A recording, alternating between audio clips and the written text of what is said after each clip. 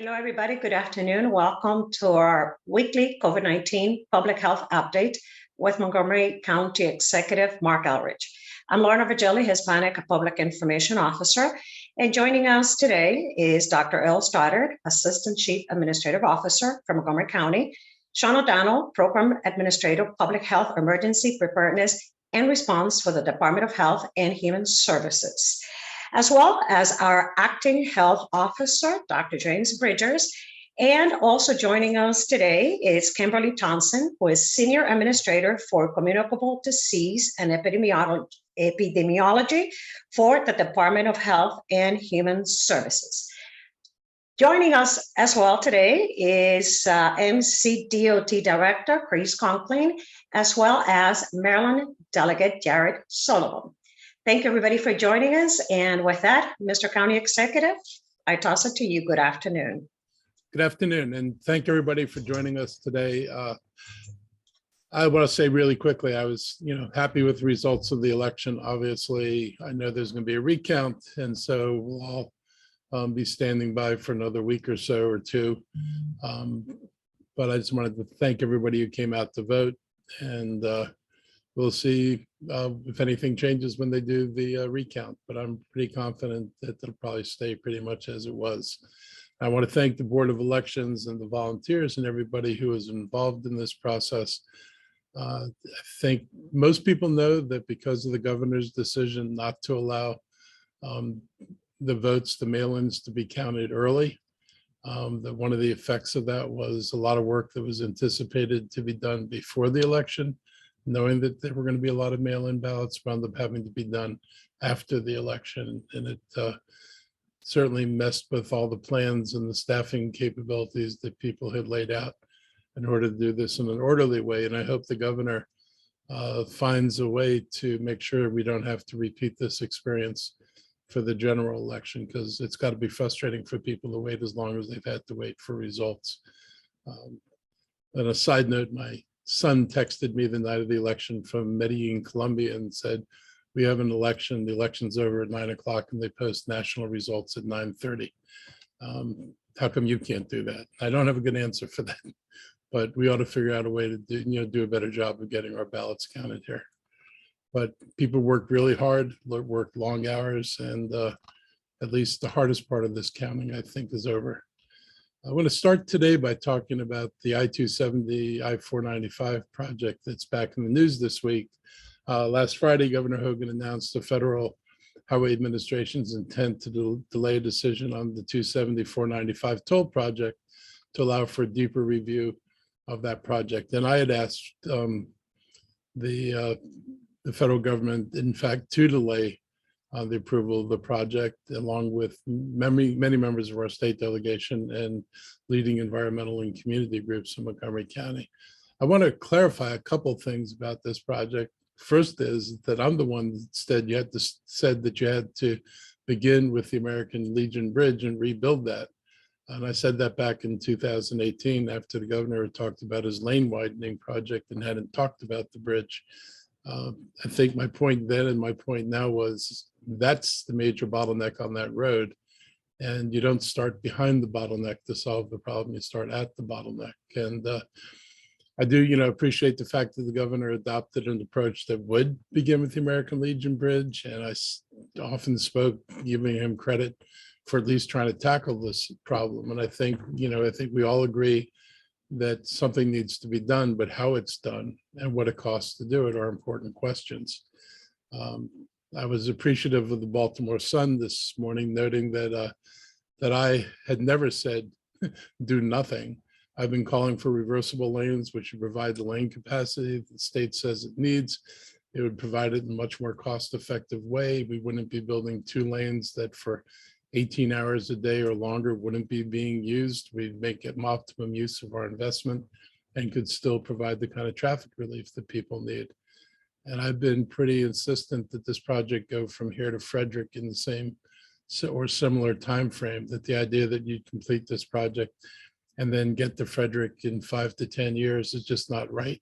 It leaves the northern part of the county mired in massive congestion. It means going north in the evening would be absolutely hell once you start approaching the ICC. And we need just a better solution. So hopefully we'll be able to work together with the new state administration and move toward a better solution. I want to thank the Federal Highway Administration for recognizing that a little delay could produce a much better solution. I had written to the federal highway leaders asking for more time to review the massive amount of information. And my staff has put the letter into the chat so people can see it. As the Baltimore Sun also noted, little delay now could produce enormous benefit later. And this is what they said. The potential harm caused by a massive investment in pricey toll lanes that turn out to be destructive, unhelpful, underutilized, or some combination of the three would last a half century or more. Waiting until the next governor, state legislature, Montgomery County Council, and executive to take office to reach a consensus over what would be the best approach would delay things by less than half a year. And the cost, theoretically, there might be an inflation factor for construction material purchased later, but the project might also prove to be cheaper if it's scaled back. It may also prove to be cheaper if the current price of construction materials continues to decline. So there's no reason to think this is going to be a more expensive project, and there's every reason to believe there are more sensible ways to accomplish the same goal. We've not received yet an official response from FHA, but I do appreciate their desire to take a more thoughtful approach for this. Unfortunately, the state does not directly share the response they received, which is one more example of the state not partnering with local jurisdictions on this project, which is bad for the long-term success of the project. I look forward to continuing to work with state and federal delegates or delegations and residents and our community advocates and the Maryland Department of Transportation. And it seems likely that the responsibility for this project is going to end up with the next governor. I'm encouraged by some of the comments that have already been made by candidate Moore. I think it would be really helpful to be able to work with somebody who is focused on a solution to the traffic problem rather than focused on having a P3. That is not the most important part of doing this project. The most important part is coming up with a reasonable traffic solution. This is one of the biggest infrastructure projects in the history of the county, and we got to get it right. And I'm pleased that Delegate Jared Solomon is joining us today, and I appreciate his partner in this. He was one of the leaders in Annapolis, and we couldn't have them all here, but Jared's here. And so to give him a few minutes to say a few words on this. Delegate Solomon, carry on. Thank you, Mr. County Executive. It's a real honor to be here today, and I want to thank Mark for, frankly, his partnership with our work, the work of our delegation to really push back on this project. We were really pleased to see the Federal Highway Administration make the decision that they did on Friday, and I think the County Executive, really summed it up very well. The Baltimore Sun editorial this morning. I would 100% agree. I think really hit the nail on the head. There were just so many problems that were identified in the supplemental draft environmental impact statement that was released last fall. And all of a sudden we see a document that comes out in in June that has magically fixed many of these issues. And I think there were many, many valid questions raised, not only in the short span of time, but in the fact that we didn't really have an opportunity to fully dig into it. We had almost 6 months to look at the supplemental draft environmental impact statement. There were many things that were missing from that. And then we were given 30 days to look at the final impact statement. There are just a couple of things that I want to point out. Again, I think the county executive has really highlighted very well the fact that we should not be rushing into judgment on things when we have potentially a new administration coming in several months that will view this project very differently, and that will be putting, frankly, our county and our community on the hook for funding and infrastructure for the next 50 to 100 years. But there were a couple of things that I think are just still really problematic, frankly, with the final environmental impact statement that we just need more time to understand. I think first off, the sudden change in the modeling. In MDOT's own admission back in last fall, when the draft statement came out, they showed that the speeds, frankly, were not that dramatically different with the plans that they had proposed. And suddenly, in the information that they're putting out now, those speeds have changed. We don't know why, and I think that's a major red flag. The other thing that I want to point out, and it's something I think many of us have harped on for a very long time, that there's still what's called a money for value analysis. There's still no analysis on essentially how else we could do this project, potentially just with government funding, without tolling and putting the cost of this project on the back of motorists. And what is particularly galling is in the governor's own press statement that he put out last Friday, he is now publicly admitting that he will go to the federal government and ask them for money. So despite claims that this would never cost taxpayers $1, that it would only be, on the users of the road itself, he's now publicly admitting that he is going to need the federal government to step up and put taxpayer dollars in this project to get it completed. And yet we still don't know how this project could be financed or potentially dramatically different in terms of costs if we just use federal dollars and we use grant money. Obviously, billions are now available through the infrastructure, the bipartisan infrastructure bill that was passed this past November. Again, we do nothing to change by MDOT's own admission what will be potentially $30 or more in daily tolls to take this in rush hour both directions. And so we are still looking at a system here where this is on motorists who frankly can least afford it for a project that really does nothing to improve travel times, again, by MDOT's own admission. I really appreciate that the Federal Highway Administration, in their response, and I want to make sure that I get it right, very clearly said, we want to ensure that the NEPA process is followed with integrity, and that includes completing a thorough review of comments received to ensure public feedback is adequately addressed as we work toward finalizing a record of decision for this project. So despite the governor's claims of wild partisanship, this is about making sure that the process is followed, that the law was followed, that the analyses done are truly accurate and correct. And I am join the county executive in saying I'm looking forward to working with an administration that will be collaborative with Montgomery County, with our communities, with our local elected officials, to make sure, frankly, that we have a plan that actually truly accomplishes the mission that we've laid out of ensuring people can get to and from work and to their families in a reasonable manner without destroying our environment and without blowing up communities. So it's an honor to be here. Again, thank the county executive for his partnership and his work on this, and look forward to taking questions. Thank you very much, Mr. Delegate, as well, County Executive. Members of the media, we will open it up right now for questions regarding I-95 and I-270. We'll take other questions after the COVID-19 update. Questions on this topic? Reporters? Yes, Lorna, I just have. Thank you, Steve. Thank you. Stephen Abbott, B. The governor has said that he's going to perhaps sue the federal government over his decision. I'm just wondering if the county has any thoughts on that or is going to, participate at all in that, given how it feels about this proposal the governor has laid out, or just, I don't know if the county executive or anyone else wants to field that, the delegate. That's just something that's popped up and obviously is an interesting development in this story. I don't yet know whether the county would have a role to play in a suit against the federal government. I mean, obviously, we'd be more than happy to provide supporting arguments and evidence that this is a prudent decision on their part. But I don't know whether there's a legal role for us to play, but we'll certainly be there supporting the federal government. I guess, Delegate Solomon, do you have anything to add on that, since that this is going to be an interesting situation where the state would be suing the feds? Yeah, I mean, Steve, I would just say I think this is, again, a misplaced priorities, right? The governor and his team want to spend more time, frankly, vilifying those of us in Montgomery County that have legitimate opposition.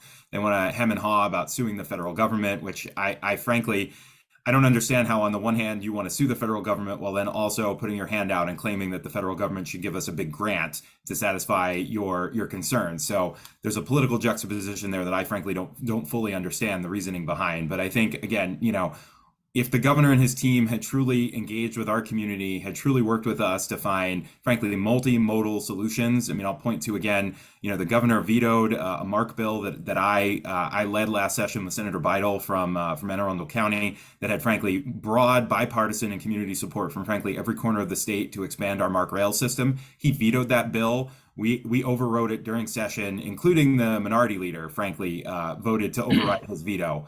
We've seen no expansion plans on the Brunswick line, and yet the governor and his team seem to have all the wherewithal to bring potentially the federal government to court. So I just think it's silly. Thank you. Thank you, Steve. Thank you, Delegate Solomon. Members of the media, any more questions regarding this particular topic? Yes, hi.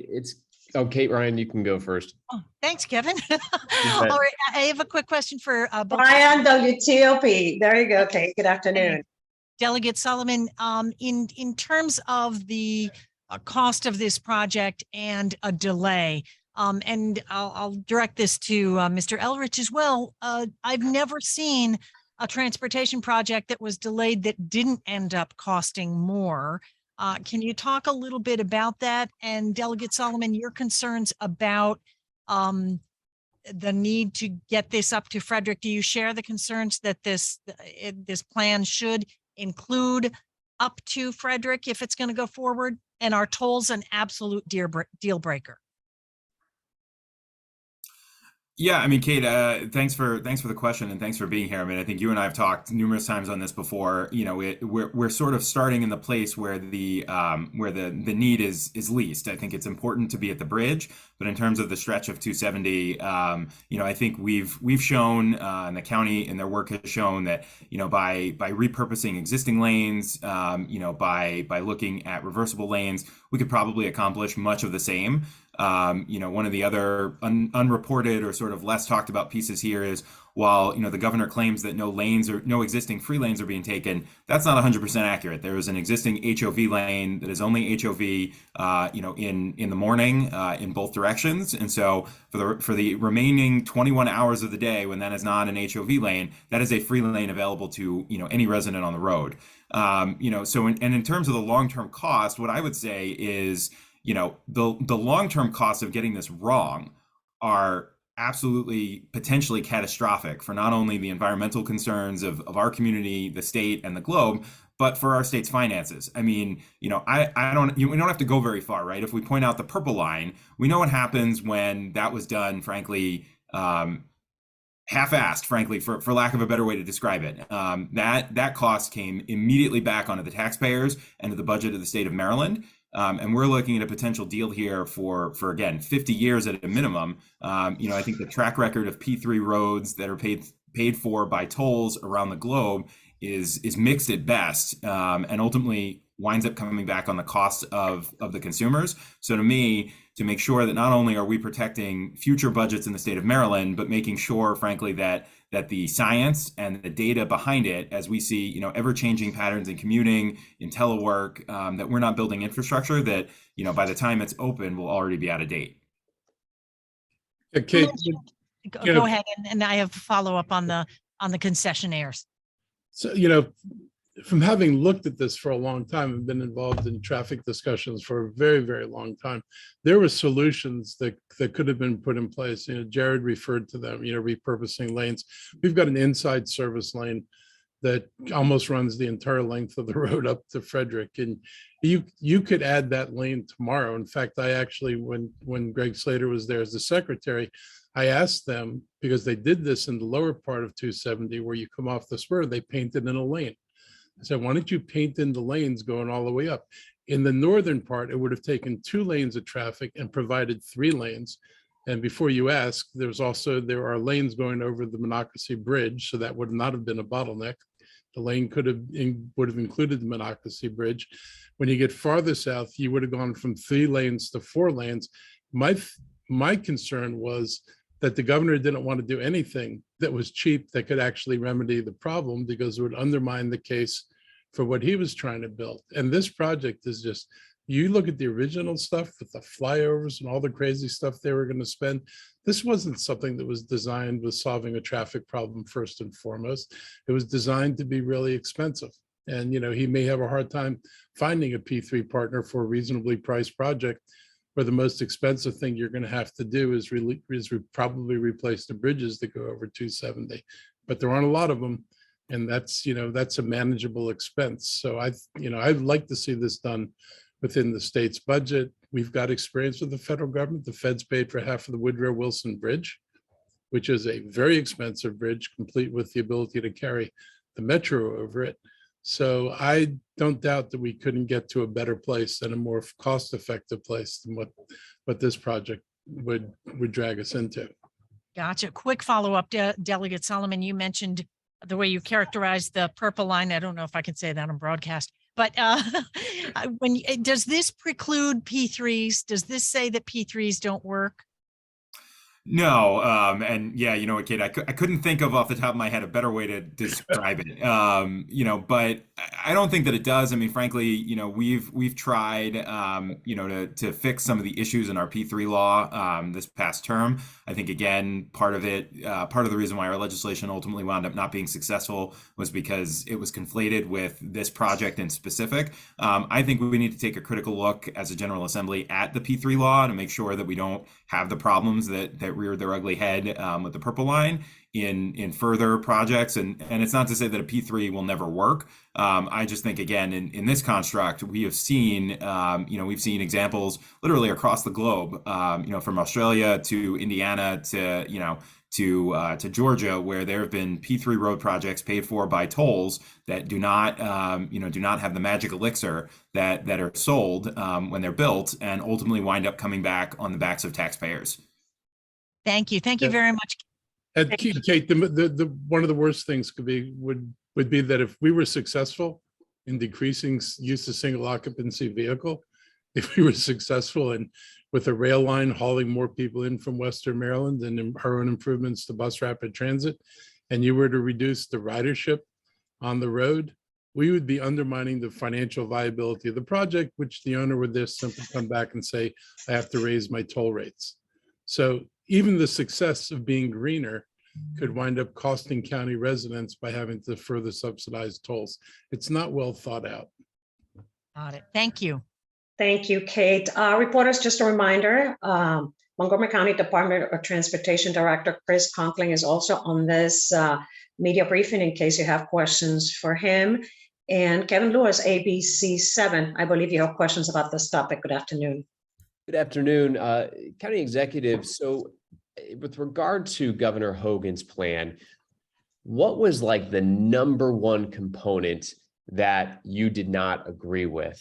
And now with everything hanging in the balance here, what would you say is the number one thing you want done differently as we look forward to yet another plan, perhaps?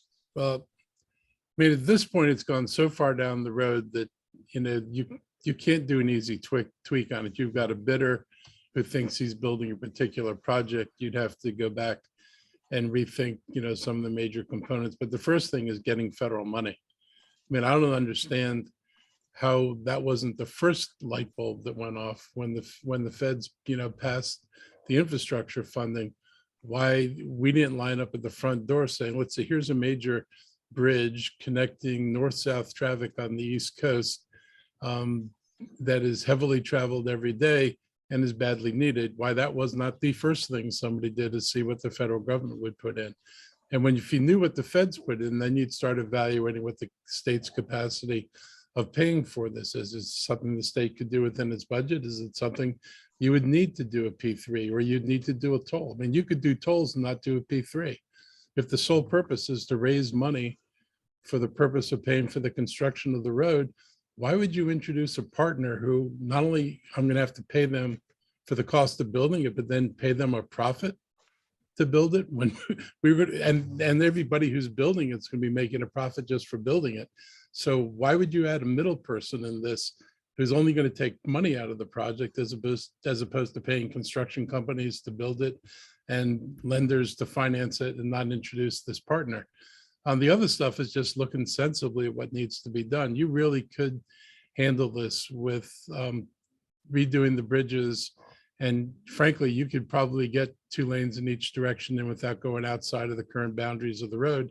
If you, for example, going north and south, took out that divider between the local road section and the through road section and just put up signs like other jurisdictions do, right 2 lanes or local traffic only without the barriers. You take the barriers out and the space around the barriers, you wind up with another lane over there. So you look at this and it's like, this could have been accomplished for a whole hell of a lot less money if the goal was really to get people moving toward the American Legion Bridge. So, I mean, I would hope that in a more thorough design, you know, we weigh cost benefit with the expense of the solution. But I think it's doable. I mean, I've always thought that we could add this capacity. The council's position for years when O'Malley came through with the proposal to do what we thought were 2 expensive projects on 270 was that we supported reversible lanes, and the data then supported reversible lanes. So I just think there's a better way. I'm not going to be the one designing the roadway, but I know I've talked enough to people who are involved in this project, including people in Hogan's administration, to know that you could achieve the same thing different ways, and not all of them are this expensive. And as a quick follow-up, what do you believe led the feds to pump the brakes here, so to speak, kind of at the last minute and seemingly to the shock of Governor Hogan? I think they had enough smart people who've done projects before who looked at this and said, wait a minute, not all this adds up. And you can't just change the outcomes in your data. And this has happened before. I'm not going to mention a project in particular, but it has happened where the data keeps changing to support the conclusion. And you can't do that. It just, somebody looks at it and says, you can't keep getting different numbers every time the numbers don't answer your problem. Do you think it was Casey Anderson's letter last week, your letter that was included in the chat here from June?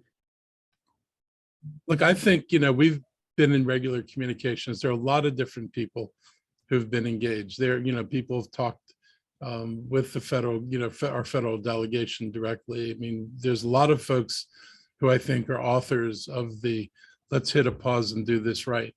And none of them are people who say, let's not do anything. I want to just emphasize that this notion that if you don't want to do the way Hogan wants to do it, means you don't want to do anything, is just a bunch of nonsense.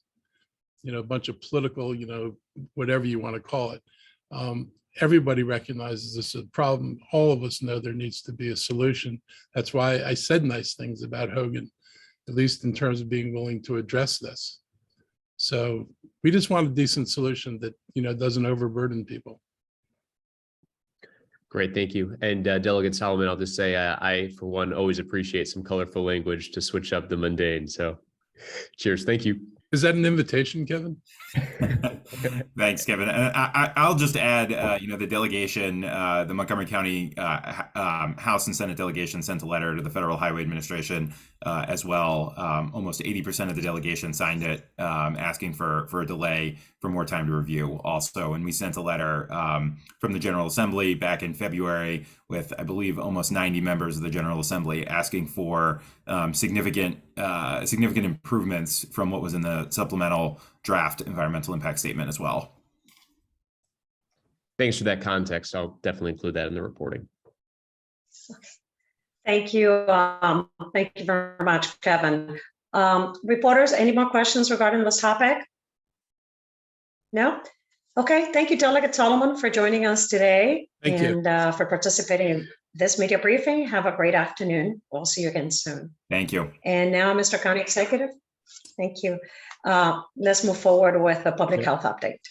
So meanwhile, back in COVID, our COVID case rates and the rising number of hospitalizations in our area linked to COVID continue to be of a concern. Case rates continue above 200 per 100,000 people. And there are now more than 150 area hospitalizations caused mostly by the most recent variant, BA.5. For the third week in a row, we remain in a high level, and our hospitalizations are concerning, especially because so many of our hospitals remain short-staffed. This week, the Maryland Hospital Association reported that there's a statewide shortage of 5,000 full-time registered nurses and 4,000 licensed practical nurses. And this equates to 25% of the nurse positions being currently vacant. I had a meeting with hospitals this week myself, the local county hospitals, and they are very concerned about the vacancies, the staffing vacancies, and also what it's costing them to fill them with traveling nurses and the amount that is driving up the cost of operations. And I think in Montgomery County, we're not dealing with for-profit hospitals. There aren't any stockholders or investors that you could say they should take a haircut while everybody else is taking a haircut. We have a very regulated system in the state, and I think we have a very good system sort of fundamentally, but the hospitals have no flexibility to address the rapidly rising costs. And the numbers they put out there are pretty intense in terms of what it's adding to their weekly operating expenses. We had sent over a request for money for the hospitals earlier this year. The council didn't act on it then. We're going to be submitting another letter requesting some money, and also the hospitals will be sending over a letter. They really are working in a limited way, but that's just one of the problems that complicates COVID and complicates staffing of all the beds. As our hospitals work to increase their staffing, we have to do everything we can do to prevent individuals from being hospitalized. And again, that's where the vaccines come in. They are very effective at keeping you from going to a hospital. You may still get sick, but the kind of illness, the severity of the illness tends to be very different. We continue to recommend the use of masks in congregate settings, as well as inside public areas like grocery stores and shopping centers. And even though we reached 90% of our total population being fully vaccinated, our booster rates still hover below 60%. So we have a lot of people who have not come in and gotten their boosters, and they really should come in and get the boosters. Routine testing is important, and the proliferation of rapid tests has been very helpful to our efforts. It would be helpful if people would report the results of their tests if they're taking them at home, because for health officials who are trying to track the amount of disease in the community, when these go unreported, it's good that you take the necessary precautions and keep yourself separate for a while. But it would be really helpful if you'd report the results to the county health department so they can factor them into what we're seeing in terms of cases in the county. This week, we saw an increase in the number of free rapid tests that we distribute at our libraries. We've got 35,000 tests per week being taken home. That's a significant increase over recent weeks, and likely reflects many families that are coming or going from vacations, as well as stocking up for the return to school. Furthermore, if you picked up a rapid test months ago and are worried about the expiration date on them, the federal government recently extended the initial expiration date by 6 months. So if you look at your package and looks like you're going to be expiring in October or September or whatever, you can add 6 months to that. But we will continue to, supply tests because we think it's important in terms of controlling this. Most jurisdictions stopped handing out free rapid tests months ago. We never stopped, and we don't plan on doing that until this is finally more under control. I want to continue to thank and appreciate our library employees, as well as our emergency management, HHS, and procurement teams for the work on this. And the system of rapid test distribution has worked well, and it helps keep our positivity rate among the lowest in the state. So please keep up getting tested. And if you're not boosted, please get boosted. In the world of vaccines, Novavax vaccines have arrived, and it's Gaithersburg's own company. It produces likely fewer side effects in clinical trials than the mRNA, and it has the vaccine produces a strong immune response against all the variants, including BA.5. This is a traditional protein-based vaccine, which differs from the other COVID vaccines. We know there were some people who had religious objections or felt they couldn't take the test because of the earlier vaccine because of religious concerns. This vaccine does not trigger that. So if you're waiting for a regular vaccine that doesn't trigger ethical or religious concerns for you, this is the vaccine. And if that's what you've been waiting for, please come in and get it. We have it, it's available. It's produced the same way as flu shots and measles and chickenpox vaccines. And we hope this is going to encourage some of the unvaccinated in the county to go get Novavax as a shot. Anyone 18 and older who's not yet been vaccinated for COVID-19 can get the Novavax vaccine. It's a 2-dose series with the second shot given 3 weeks after the first. It's not yet authorized for children at this time under the age of 18, but Novavax says early studies in adolescents as young as 12 have been promising. So that'll have to go up through the federal government to get approval, but they're working on it. Our Department of Health is offering Novavax by appointment only. To indicate interest in an appointment, please contact 240-777-2982. And we'll also be setting up clinics once we have a better sense of the demand. I'm going to give you a little update on monkeypox and what you need to know in Montgomery County. The Biden administration declared monkeypox a national health emergency, and here in Maryland, there are more than 200 cases recorded. Nationally, there are close to 9,000 people that have tested positive. As of now, federal health leaders in charge of our strategic national stockpile are determining how many vaccines are available in each state and area. As we mentioned last week, unless you're in extremely close contact with someone who's infected, the chances of catching monkeypox are low. Some of the activities known to spread monkeypox are kissing, hugging, massages, and sex. And so shared common items like towels and clothes may also be able to transmit the disease, but they count for a smaller percentage of the cases. Those residents who believe they've been exposed to monkeypox, we also refer, by the way, to monkeypox as MPX. Just if you hear these words out there, they're interchangeable for purposes here. If you think you've been exposed, you should contact your healthcare provider or community provider, such as an urgent care center. And those without a healthcare provider can also call the disease control program at 240-777-1755. We're in the planning stages of a virtual town hall on MPX Monday, August 22nd, and we'll have more details available soon. I encourage any residents who have concerns or questions to please join us at this important meeting. Before I turn it over to Dr. Bridges, Dr. Stoddard, Sean O'Donnell, and Kim Townsend for their updates, there are just a few other issues I want to mention this week. I'm saddened to have to talk again about another incident of anti-Semitism and racist activity in the county last week. This time, hateful messages, including swastikas and the phrase "white power," were spray painted on a fence along the Bethesda trolley trail. Also on the path along the trolley trail.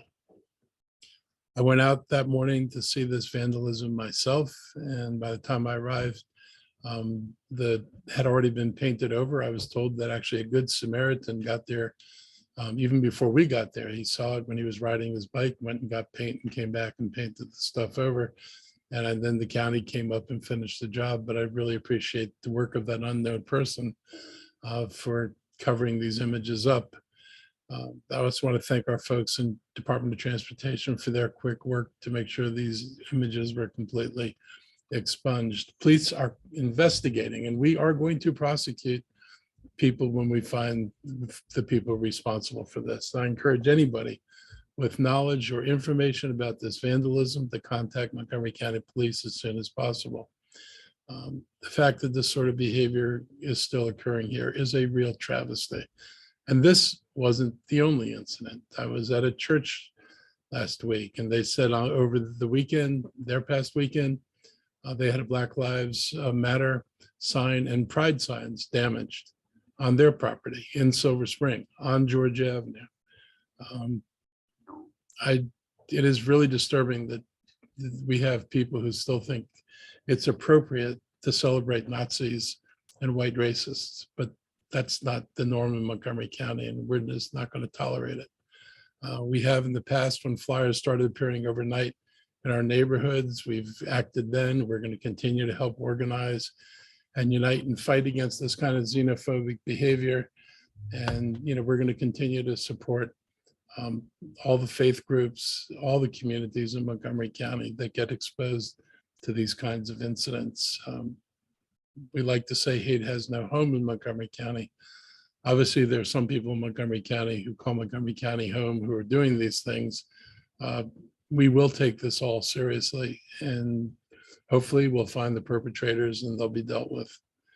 On climate and urban heat mapping, in a much more positive note, I'm pleased that the Senate passed the largest, most comprehensive bill to combat climate change in our nation's history as part of the Inflation Reduction Act. And this act commits $555 billion for clean energy and climate change provisions.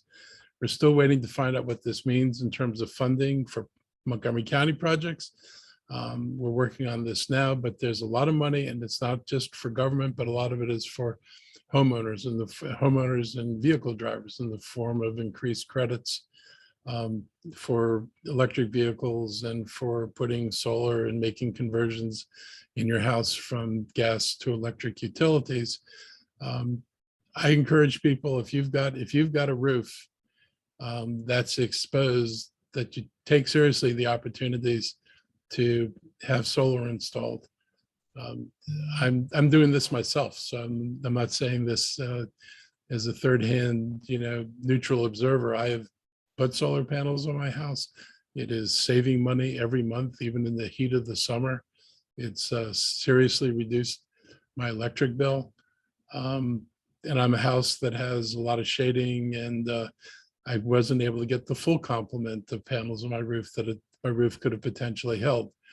But there are lots of houses out there that have plenty of roof space, and this is definitely the kind of investment that makes sense. My Pepco bill is less, and the nice thing is that, in the long term, my solar generated electricity is not going to rise in price. It's going to be what it is. And the more you can generate, the lower your electric bills are going to be. And I encourage people to do this. If we're going to take steps to try to curb greenhouse gases in the county, these are the things that individuals can do.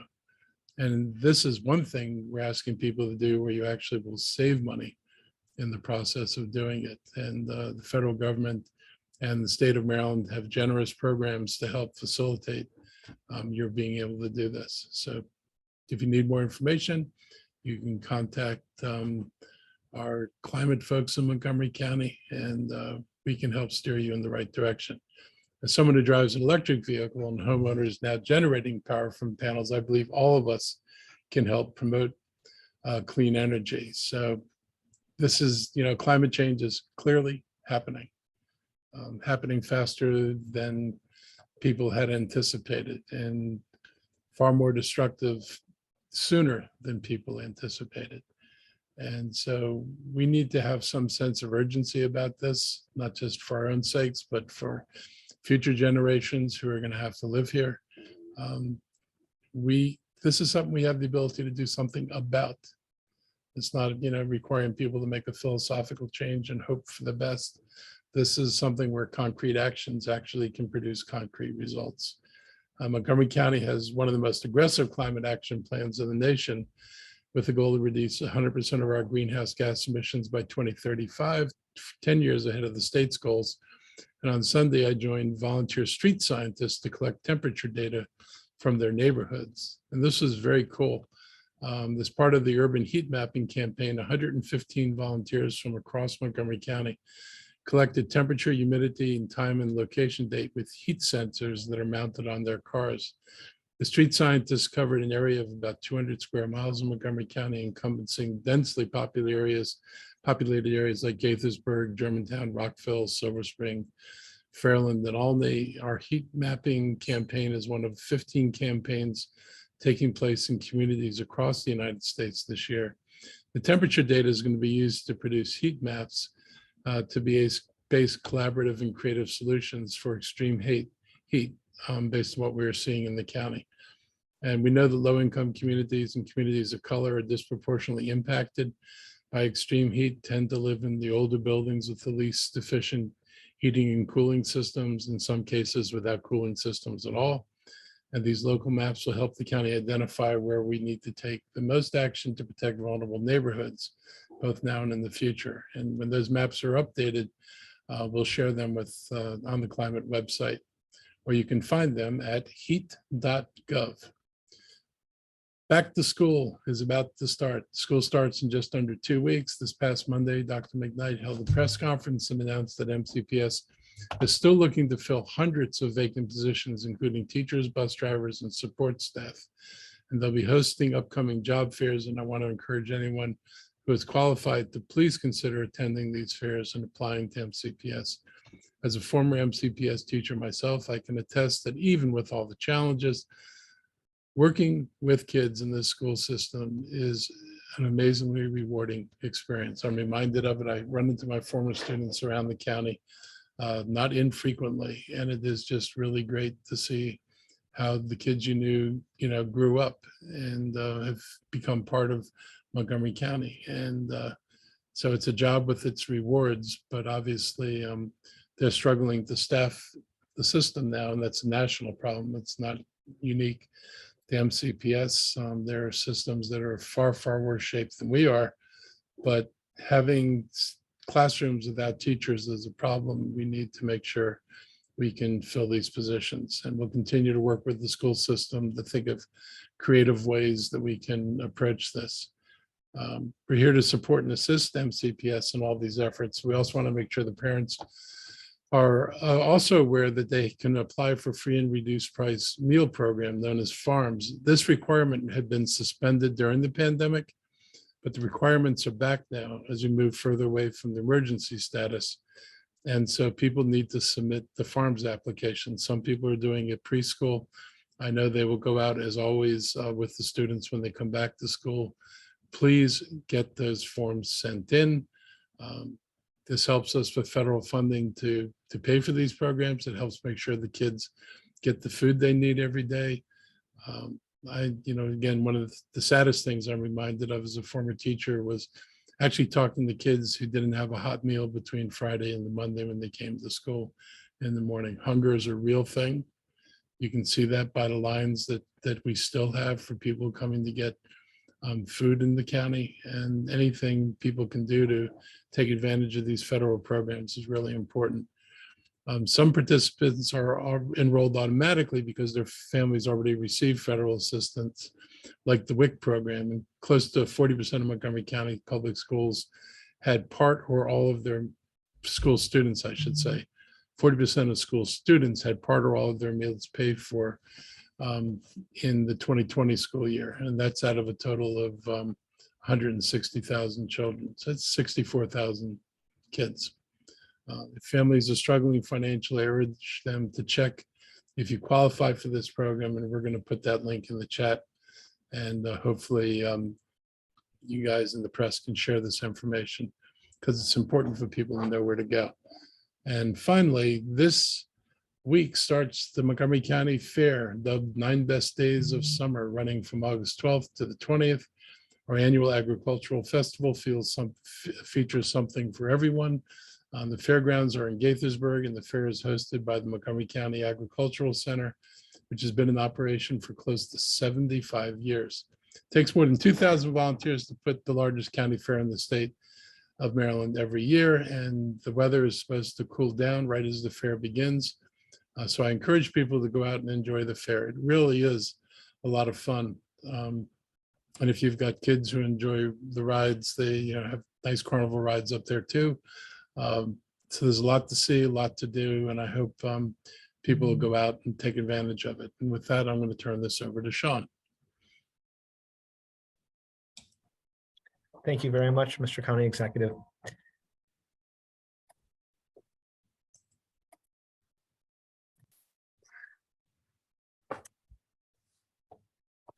Okay, to go through some of our background surveillance data initially, again, no surprises that we're seeing the vast majority of cases in our region be attributed to the BA5 spread. There is some BA4, a small amount, and a little bit of BA4.6 in there, but it's mostly BA5. I've just updated with today's data while we were talking here. So a little bit updated here. Our case rate is now 210 per 100,000. This is based on the PCR results. You can see that the PCR data is showing declining transmissions in our county. This is, as I'll show you a little bit later, the number or discuss the number of PCR tests we're providing as a county, which does not include the private tests. There's also a lot of rapid tests, as our county executive mentioned. And we're very encouraged that people are doing these rapid tests and identifying their diagnosis very quickly and helping to make rapid adjustments to their plans if they do find that they're positive. As you can see, our new hospital admissions and our total percentage of patients with a COVID diagnosis are above that threshold that the CDC calls high. Again, qualitatively, we know that a number of those patients are at an alternative care center. And that as we look at that, it's 57 of the total hospitalizations are at the alternate care center in Montgomery County. There's a total of 159 hospitalized patients with a COVID diagnosis. The vast majority of these are acute care. And you can see from this chart here that the hospitalizations now, while nowhere near the rate we had back in January with the initial Omicron, are higher than when we were in the Delta phase. So, we're monitoring it. We're seeing as the transmissions appear to come down, the rate of hospitalization is elevated. And that's something that the state of Maryland reported to us statewide yesterday, and we're seeing in lots of other jurisdictions outside of Maryland. So it's just something for people to be aware, particularly our residents who are at a greater risk for complications. And that's why we're preaching precautions, wearing masks when they're around lots of other people, because this is having a little bit more higher rate of hospitalizations. That lower rate for, or that more constant rate for intensive care beds is showing maybe they're not quite as severe, but it's all been elevated the last few months, as far as those rates. Again, we just want to remind folks, that if they're unvaccinated, they still have a more than 3 times as likely diagnosis with COVID as a rate. And that's something we're hoping that if they were waiting for another vaccine, maybe the Novavax can be that vaccine for them.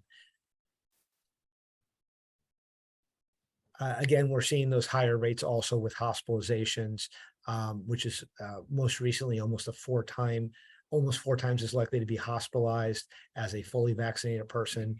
And again, it's elevated also with the mortality data. When I mentioned our county testing, last week we did a little more than 1,100 PCR tests at our county sites. In contrast, we handed out over 35,000 rapid tests through the libraries and a few of the rec centers. And that, of course, this does not include people who are purchasing rapid tests on their own, or people who are going to get PCR testing done at other clinics, urgent care, their doctors and other places. But it does give us an idea that the vast majority of people are testing through rapid tests. Now I'd like to turn it over to my colleague, Kimberly Townsend, to talk about our monkeypox, the cases, as well as the activities here in Montgomery County. Thank you, Sean. So as you can see, we still are seeing an increase in cases. As of yesterday, there were 215 cases. I know this is showing 182. I think that might be from a previous date, but we are still seeing an increase in the state of Maryland.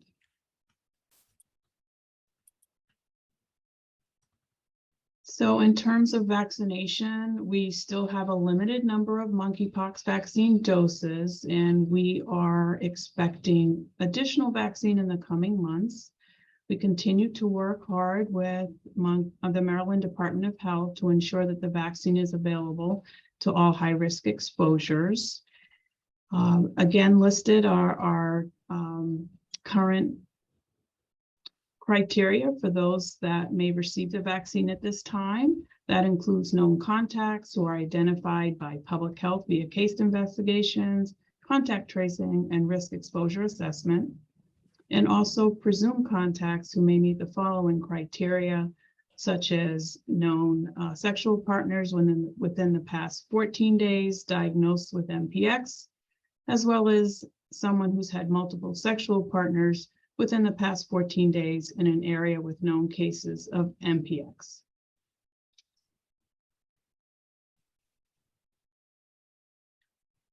We have an update here regarding our online pre-registration survey.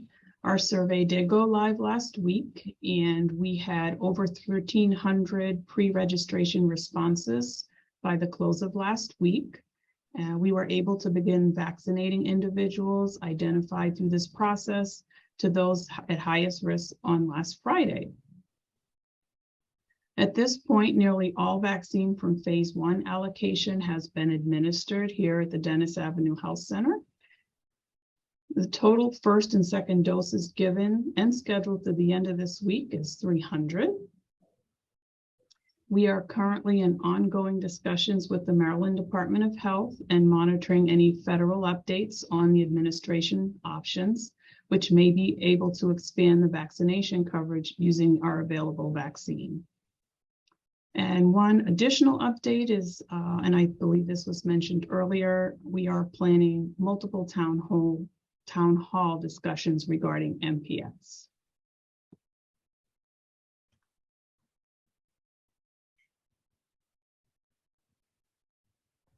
So those were our updates from the public health team. I'd like to see if Dr. Stoddard or Dr. Bridgers have any additional comments on our response.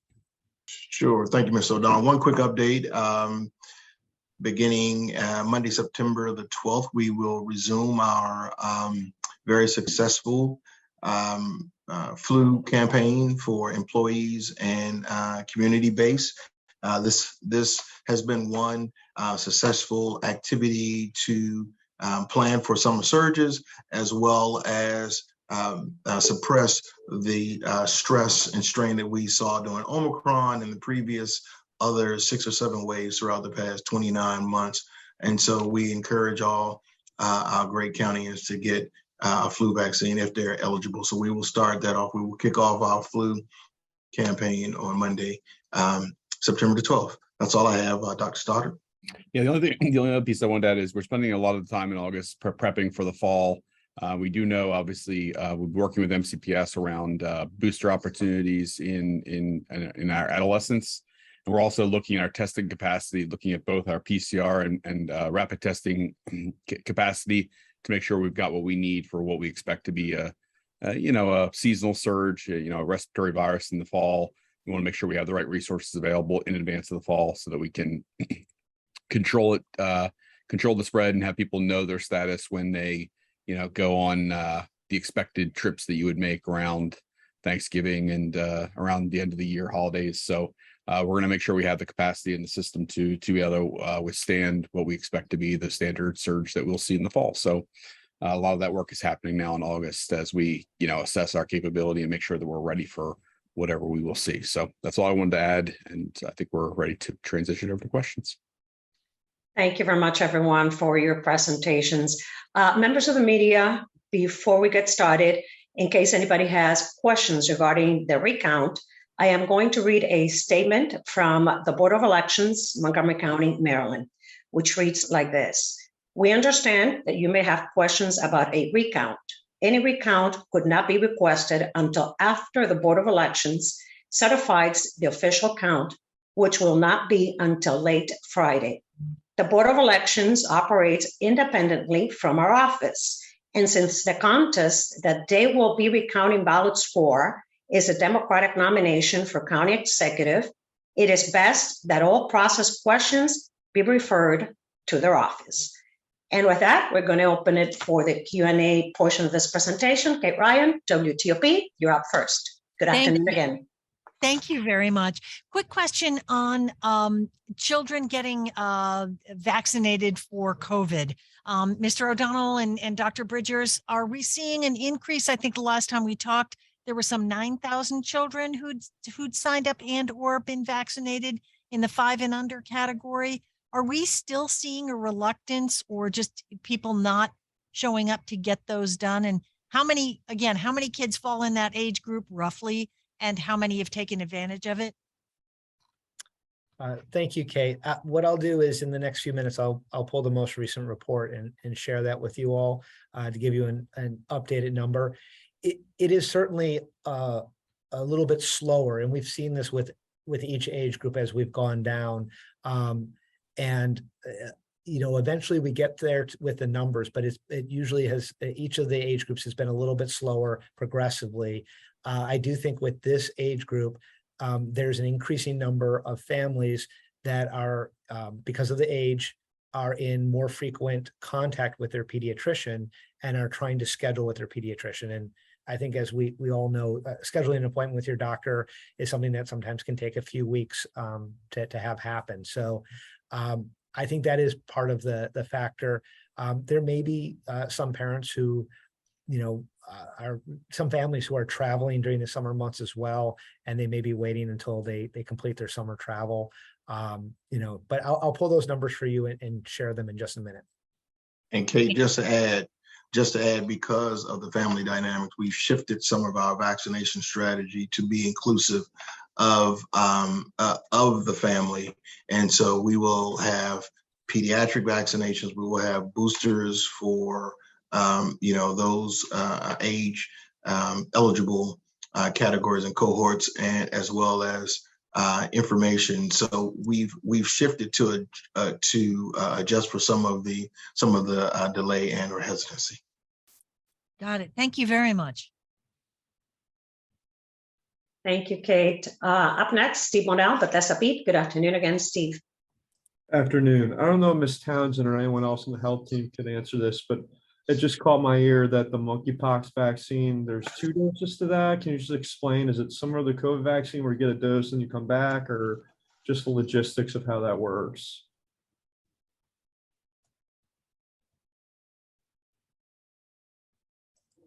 I'm sorry, Steve, could you please repeat that question? I was unable to hear the entire question. Yeah, just, it seemed like it was a 2-dose vaccine for the monkeypox vaccine. Is it similar to COVID where you get the first dose and come back 14 days later? Just how does that work?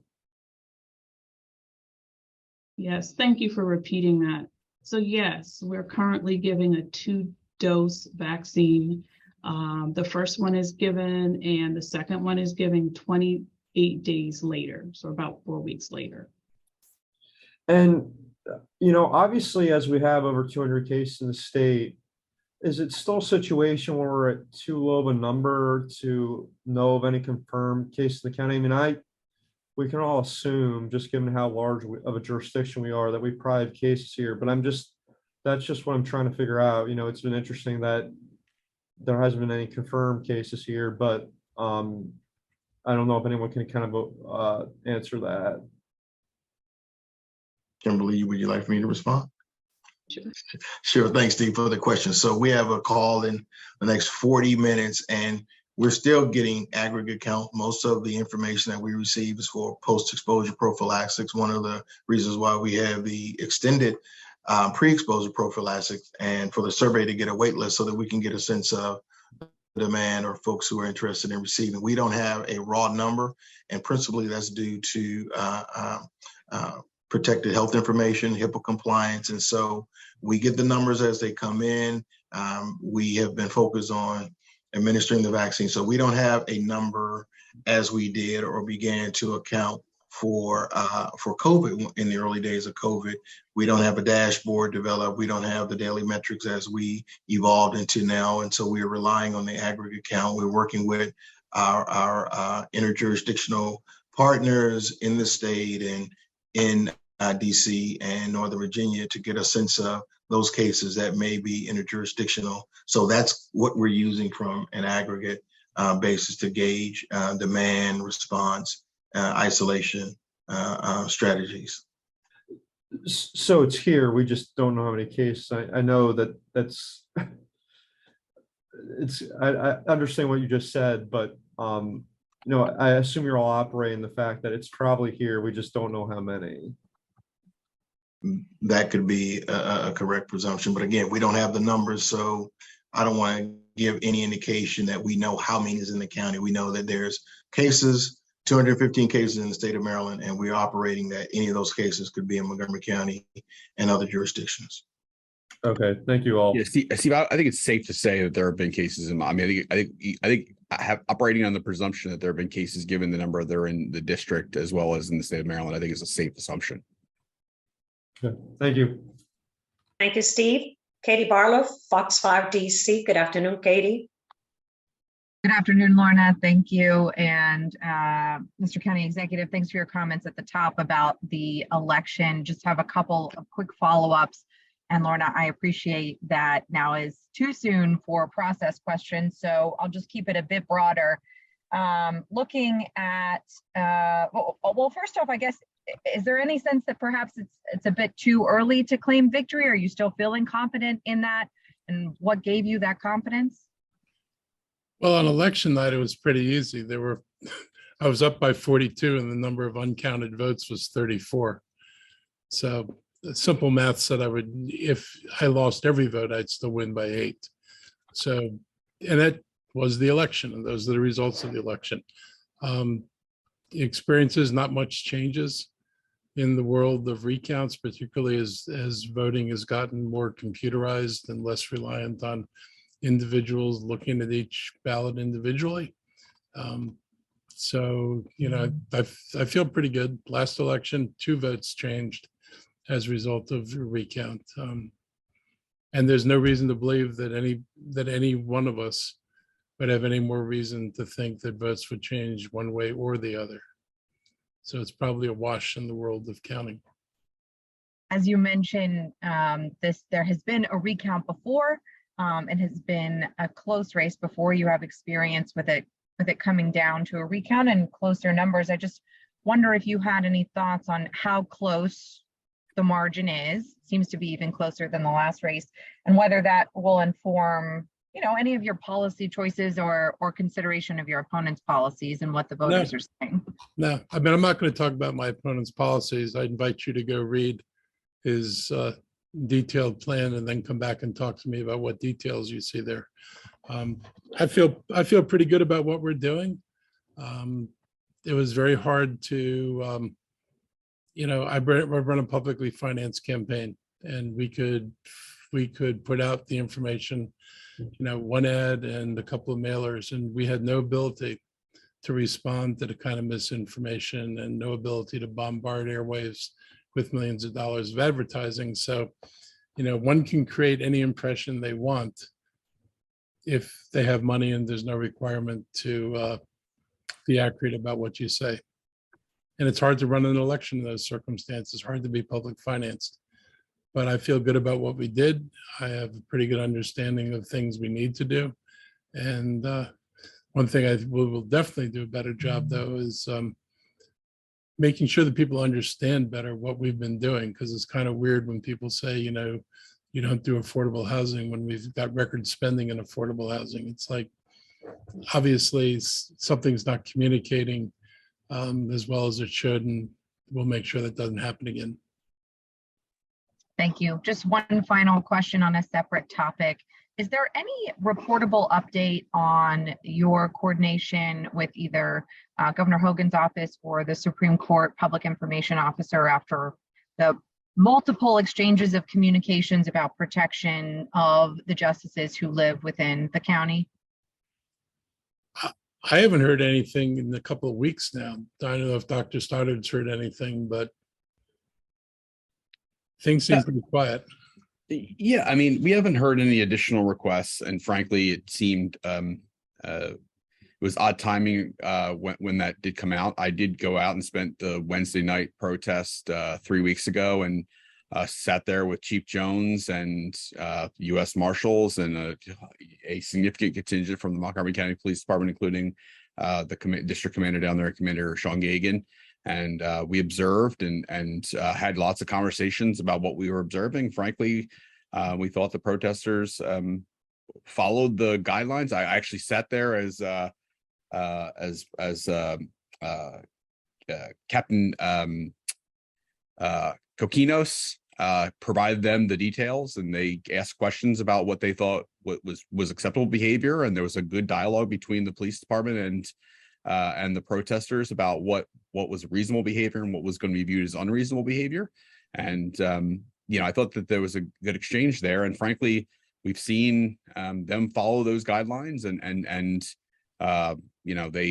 they do protest as they're permitted to do under the Constitution, and they do it in a fashion that's fairly reasonable. And I observed that firsthand, and as did Chief Jones. And so we haven't had any additional dialogue with the state or with the marshal of the Supreme Court. But from our perspective, the behaviors that we've observed over the last few weeks have been reasonable. Thanks very much. Thank you, Katie. I do not see any more requests from members of the media on the chat. Lorna, I'm able to share the information that Ms. Ryan asked about a little bit earlier. Okay, you're going to do that on the screen or on the chat? I'll do it on the screen. Okay. So to give you, this is the state is providing us an update of statewide vaccinations each Friday. So as of last Friday, Montgomery County had reported 10,478 first doses, and with a smaller proportion of second doses.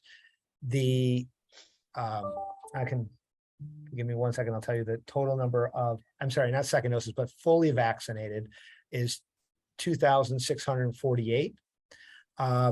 The state has estimated approximately 64,500 individuals are in that age range of under 5. Gets a little complicated. One of the vaccines is 5 and under, one is 4 and under, and getting very specific population data is very difficult once you start splitting up to age groups that are not natural to the census.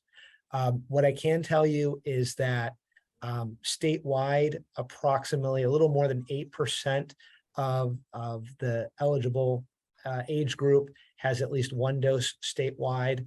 In Montgomery County, this equates by their estimate to about 16%. So basically double of what the state rate is.